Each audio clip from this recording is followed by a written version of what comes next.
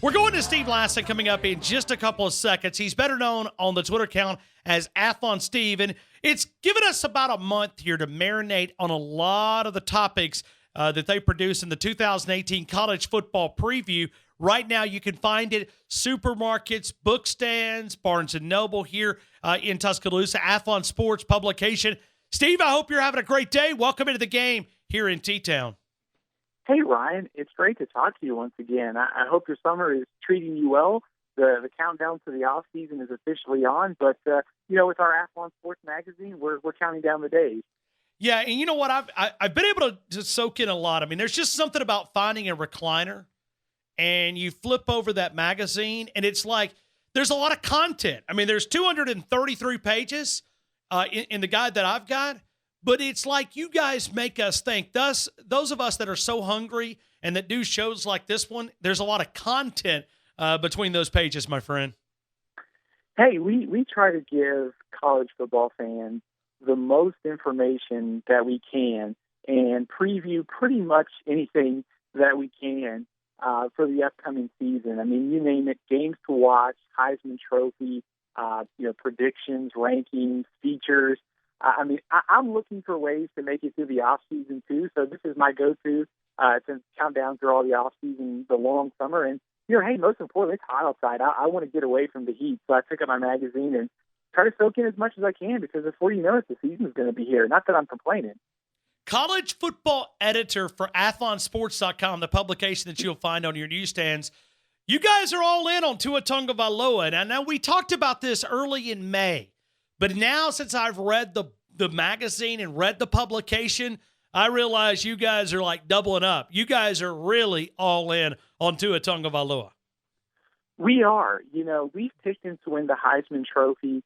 We've picked him first team All-SEC. We've picked him second team All-America this year. So we are all in on him. I think it's a combination of a couple factors. It's the overall talent that he has. We've seen it in limited action. I think this could be one of Alabama's better passing offenses that they've had in some time with Tua leading the way. The talent at receiver, 3 sophomores ready to break out this season. I just think with that combination, his ability to throw downfield is only going to make this offense more dangerous. And I think, sometimes the Heisman Trophy Award, it's one of those awards that it goes to a player on one of the top 5 or 7 teams. And you look at Tua's talent, his stats that he could put up for the number 1 team in college football, I think it's pretty easy to see why he's one of the favorites going into this year. But we're very high in him. I think he's one of the top 2 to 3 quarterbacks in college football this season. Just think he's going to put it all together and have a monster sophomore season. Now, was that a consensus or unanimous in that room that you and Mitch Lott and Braden Gall all went in? Was that a consensus or was that a unanimous all in on Tua Tagovailoa? What's funny is Mitch and, I usually consult with Mitch on a lot of things for the magazine. And independently, we both picked Tua to win the Heisman Trophy before we met. We basically, we'll say, hey, on Thursday, let's get together and talk about the Heisman, do your top 10 list. So I came in thinking I was going to be the crazy person, putting Tua at number 1. He had him at number 1 too, so I felt a lot better about it. And that's what we ended up with. And Braden was high on him as well. So it was kind of independent, but we're all on board with picking him as our Heisman Trophy winner, all on board picking him second team All-America for this season as well. If Alabama stumbles, why? Why will they stumble if they do? And we're not saying they will, but I'm trying to look at excuses that just to say undefeated. If Alabama does not have the season that we're anticipating, why? I think it would be because maybe the secondary doesn't come together like we think it will. That's my big question for Alabama going into this season is what happens in the secondary, especially when they play potentially Georgia in the SEC championship game. Ole Miss has a good passing offense. Don't think Ole Miss will beat Alabama. But what happens in a situation where you play a quarterback and receiver combination like Ole Miss has, in a potential playoff game against Clemson, against one of those teams that can throw the ball downfield. So I think the scenario for me either sets up as Alabama's secondary is more problematic than we think. He gives up a lot of passing yards in a playoff game, or maybe Alabama just gets really unlucky, and it's one of those 5 or 6 turnover games like Alabama had against Ole Miss a couple years ago. Maybe it's one of those crazy kind of games. That's the only way that I see Alabama losing a game this season. They are head and shoulders, talent-wise, above most teams in college football. I think Clemson is the only other program that's kind of in that atmosphere right now. And with Tua stepping up at quarterback, with Nick Saban, with the talent level on both sides of the ball, Alabama is just by far the clear number one pick in our mind. So it would take a lot with that schedule to lose a game this season, I think. Steve, do you think this, and I know you've already talked about Tua Tagovailoa, but all those offensive weapons, you think this might be a little different type of offense under Nick Saban with Mike Locksley than what we've been accustomed to under Nick Saban in the previous 11 years? I think the potential is certainly there. The offense is always going to lean on the ground game, and it's hard to go away from Damian Harris and Najee Harris too, and especially with the offensive line that Alabama has. But you just look at the firepower that this team has at receiver. I think it's one of the deepest receiving corps in college football. It's probably behind Ole Miss and South Carolina in the SEC, but if it's third, it's probably third nationally behind 3 really good SEC teams. So it could be top 5 or so. I think you look at what Mike Locksley can do, and I think he's inheriting these pieces at receiver, at quarterback. They're going to be able to stretch the ball downfield more than they were able to with Jalen Hurts at quarterback. I think you'll see Alabama throw downfield more often, which is only going to open up the running game for Damian Harris. So, yeah, I think this could be one of Alabama's better passing teams that they've had, at least over the last couple of seasons. Just too much talent. And I think, of course, Alabama's going to lean on its running game and its defense, but I think this passing attack is just too talented to not take a few more chances. So let's look at the Georgia Bulldogs, because you've also got this team in the college football playoffs as well. Is this something that kind of discussed this? Because we put 2 SEC teams in this college football playoffs again. Something tells me next offseason we're going to be talking about expanding beyond 4 teams. We had a pretty spirited debate for our last 2 teams in the college football playoffs. We went back and forth on Georgia, Washington, Ohio State, and Michigan, and we eventually settled on Georgia and Ohio State. One of the reasons why we like Georgia is the schedule. The schedule is very favorable. We think they're probably going to be favored in all 12 regular season games. So we're saying their one loss is going to be the SEC championship game against Alabama. They'll still stay in the top 4, with Alabama being number 1 and Georgia being either number 3 or number 4. Yeah, I think Kirby Smart and Georgia are getting to that point where every year, with the way that they're recruiting, they're going to be an easy top 5 or top 6 type of team. They're starting to stack 4- and 5-star recruits onto the depth chart. So I think while they lose Roquan Smith and while they have some personnel losses on defense, that offense this year with Jake Fromm, DeAndre Swift, and that offensive line, the offense is going to take a step forward. And with that schedule, even if their defense is just a little bit worse than last year, it's hard to worry too much about Georgia's defense when Kirby Smart's leading it. But it's hard to see that defense taking a significant step back. So in our mind, a combination of schedule, talent, good quarterback, and the trust in Kirby Smart to find the right pieces on defense is why we have Georgia in there. I will say, the 2 teams in the SEC for the playoffs this year, I think it's helped because the Big 12 doesn't really have a clear number 1 team. Oklahoma's probably going to step back without Baker Mayfield. We think Washington is going to be a contender, but they have to play Auburn. They have to play at Utah early in the year. So their schedule has the type of landmine to get to 2 losses. And if a 1-loss team from the SEC is sitting there and it's Georgia and they lost to Alabama, I think it's hard to keep them out, especially when there may not be another conference champion ranked high enough with 1 loss or undefeated to take that spot. All right, so I love the question here. You're going to be a very popular guy in Tuscaloosa. Page 52. which top 10 team scares you the most? Which team do you think we might have overranked in athlonsports.com? I think it's Auburn. I'm a little concerned about Auburn's offensive line. We saw last season against Clemson, against UCF, Auburn struggled to protect Jarrett Stidham. And I think that's the key to the season. We know they can find running backs. They've done it with Kieran Johnson. They'll find the next guy. And Jarrett Stidham, of course, is probably going to be one of the top 4 to 5 quarterbacks in the SEC. They've got skill players. Their defense is good. But it all comes down to the line of scrimmage. And as cliche as it is to say in the SEC, you have to be strong on the line of scrimmage. And losing 3 or 4 full-time starters from last season, I think is concerning. And then you look at that schedule, that the road games this year against Georgia and Alabama, it switched from last year. Those 2 games at home were huge.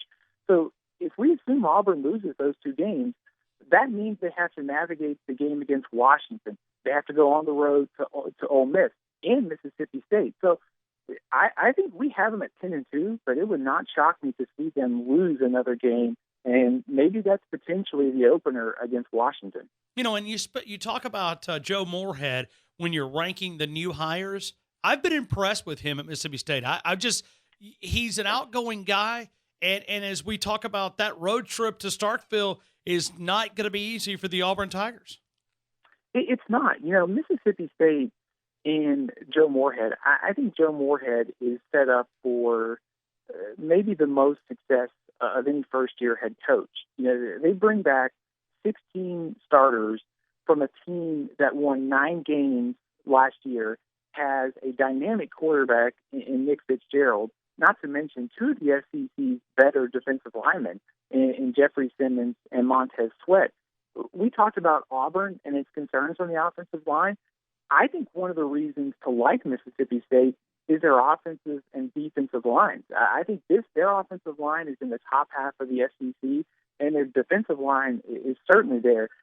And I think Joe Moorhead, with his background on offense from Penn State, from Fordham, I think he's one of those coaches that could come in and utilize Nick Fitzgerald and figure out ways that they can kind of alleviate some of those concerns they have at receiver. I think seeing what Trace McSorley did at Penn State under Joe Moorhead, I think Mississippi State fans should be pretty excited about what he could do with Nick Fitzgerald. How much fun was it to be able to talk on the coordinator roundtable, the coordinators, and to be able to talk with these guys and kind of get to go know them? And, to me, it's always fun when you can visit with those guys, but you guys kind of put this several pages that you've dedicated to coordinator roundtables. It's really fun, and it goes also to the coach scouting that we have in the magazine, too. Both of those parts are fun to put together. The coordinator roundtable is always fascinating to me because you don't get to hear from some of those guys during the season. It's very head coach centric with the media message out of the program. And they have a lot of interesting insight into the week-to-week planning, the preparation, the opponents, everything that goes on during the week. So, it was a fun exercise for us just to hear from these different coordinators, get some different insights. And I think, like I said, with our coach scouting, just hearing coaches talk about other teams is always fascinating to me. It's just some really interesting behind-the-scenes information. What kind of comments do you get on Alabama when they say, look at what Nick Saban's been able to do and maybe how you beat these guys? It's a great question. I think when you look at Nick Saban, when you lose, 12 games in 9 seasons, everybody is aiming for you. I think most coaches, when you think about Alabama, are always impressed with the level of success at a high level and the ability to just reload year after year. And just seeing Nick Saban do it, it's a machine. The players leave the program. Here comes the next wave of stars into Tuscaloosa. They're picked number 1 or 2 every year. So I think that's the takeaway that we get is just success at a high level consistently, and not to mention just churning out NFL talent left and right is just at such a high level. I think is why Nick Saban is one of the best coaches in college football history. Let me just point out one right here from Dave Aranda, which is to me one of the high defensive minds in our game at LSU. he talked about one of the most opposing, who is the best opposing coordinator you have faced in your career, and he lists Lane Kiffin as that guy. And he talks about, I've lost to Lane Kiffin multiple times, and it goes into what you've got to do to be able to beat a guy like Lane Kiffin. Yeah, really interesting insight to hear what different coordinators think about other coordinators and the play calling and what it takes. I think on Lane Kiffin, that was one of the things when he was hired at Alabama that I picked up on, was that other defensive coordinators and other coaches around the league did not want Lane Kiffin to beat Alabama. You know, they were impressed whether, you know, in his past stints as offensive coordinator or head coach, he's a really smart guy when it comes to being a coordinator, X's and O's, very sharp head coach.